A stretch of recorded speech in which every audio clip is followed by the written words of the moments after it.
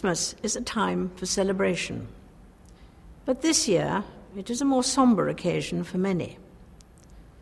Some of those things which could once have been taken for granted suddenly seem less certain and naturally give rise to feelings of insecurity.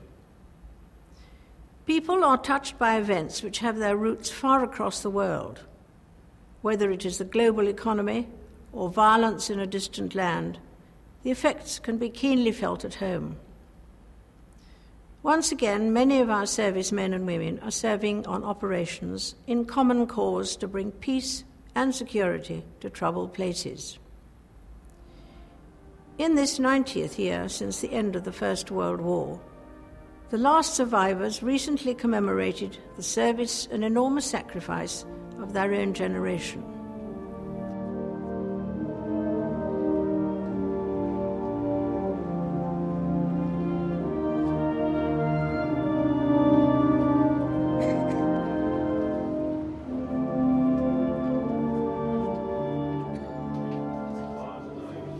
Their successors in theatres such as Iraq and Afghanistan are still to be found in harm's way in the service of others. For their loved ones, the worry will never cease until they are safely home. In such times as these, we can all learn some lessons from the past. We might begin to see things in a new perspective, and certainly we begin to ask ourselves where it is that we can find lasting happiness. Over the years, those who have seemed to me to be the most happy, contented, and fulfilled have always been the people who have lived the most outgoing and unselfish lives. The kind of people who are generous with their talents or their time. There are those who use their prosperity or good fortune for the benefit of others, whether they number among the great philanthropists or a people who, with whatever they have, simply have a desire to help those less fortunate than themselves. What they offer comes in the form of what can easily be recognized as service to the nation or service to the wider community. As often as not, however, their unselfishness is a simply taken for granted part of the life of their family or neighborhood. They tend to have some sense that life itself is full of blessings and is a precious gift for which we should be thankful. When life seems hard, the courageous do not lie down and accept defeat. Instead, they are all the more determined to struggle for a better future. Edward, how are you? You all right again? What's this? You're given a book as well. So not only did you get a medal, you get given a book as well. Oh, you must be so proud. Absolutely so proud. I think that should come up. You kept very quiet. And Roxanne, how come you kept so quiet during the service? You don't know. You chewing on this throughout the whole service. That's probably why, wasn't it? Hello, you three. Mischievous three. Brave, all three of you. Very well done. Enjoy your Christmas.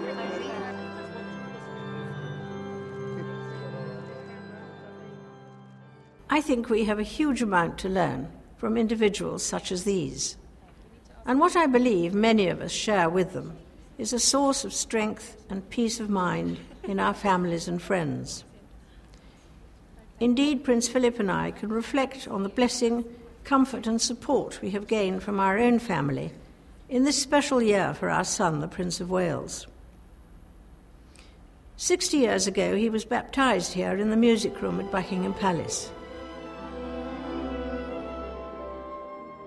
As parents and grandparents, we feel great pride in seeing our family make their own unique contributions to society.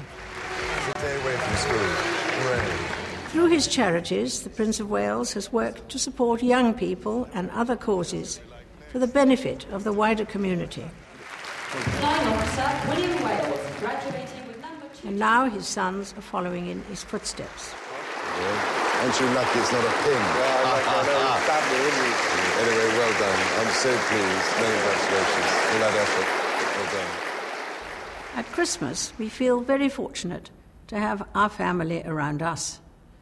But for many of you, This Christmas will mean separation from loved ones and perhaps reflection on the memories of those no longer with us. I hope that, like me, you will be comforted by the example of Jesus of Nazareth, who often in circumstances of great adversity managed to live an outgoing, unselfish and sacrificial life. Countless millions of people round the world continue to celebrate his birthday at Christmas, inspired by his teaching. He makes it clear that genuine human happiness and satisfaction lie more in giving than receiving, more in serving than in being served. We can surely be grateful that 2,000 years after the birth of Jesus, so many of us are able to draw inspiration from his life and message, and to find in him a source of strength and courage.